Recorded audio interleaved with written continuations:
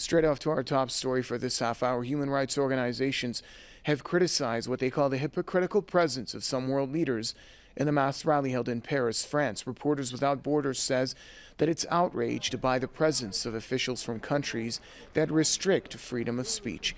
It particularly pointed to Egypt, Turkey, and the United Arab Emirates as countries that support free speech in France but stifle freedom of expression at home.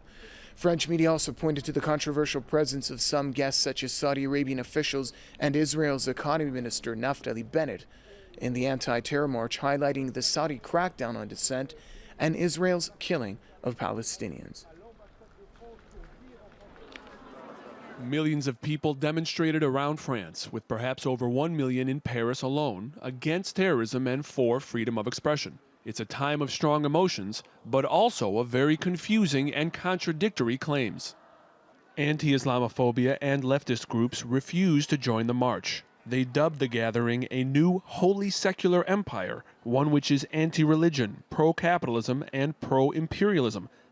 Dozens of world leaders attended, but to many, they represent not those opposed to terrorism, but the very sponsors of it, either openly or through proxy governments. Their commitment to free speech is often just as dubious. After all, what are representatives of Israel doing at a march in favor of peace and free expression? Or the UK's David Cameron, when he has repeatedly supported arming the same militants who have morphed into ISIL? And is NATO a good choice for a peace rally when they have caused countless civilian deaths and millions of refugees by waging wars in Afghanistan, Iraq, Libya, and elsewhere? And of course, there is the host country, France, which has been shocked by a new video from one of the recently slain gunmen. In it, he declares his allegiance to ISIL, adding that the brothers of our team, they did Charlie Hebdo. The Kouachi brothers, also slain, returned from Syria just last summer. It now appears irrefutable that France's illegal arms drops to Libyan radicals and unyielding support of militants in Syria has, as predicted, come back to terrorize innocent French families. What's terrible with trying to go bring war to other country, even if we think we have good reason, is that suffering always brings more suffering.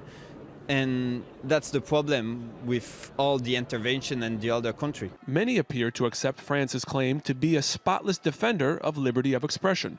But just last July, they banned demonstrations against Israel's latest war on Gaza. This has nothing to do with this demonstration. We should not be talking about previous bans. We are united here to say that there are no individual communities. There is only the French nation and its values. There is an effort in the media and in French society that has tried to suppress anything which does not conform to national harmony or grief for the dead. While both of these emotions are no doubt necessary, France's politicians have already held emergency meetings to decide on new security measures which will impact French society. Will all political dissent now be crushed under the authoritarian demand of national unity? How much political dissent was actually permitted before the attacks? Will the government override public opinion in the name of national security? How far to the right will public opinion now turn? Many questions and many concerns amid France's historic demonstration. Ramin Mazaheri, Press TV, Paris.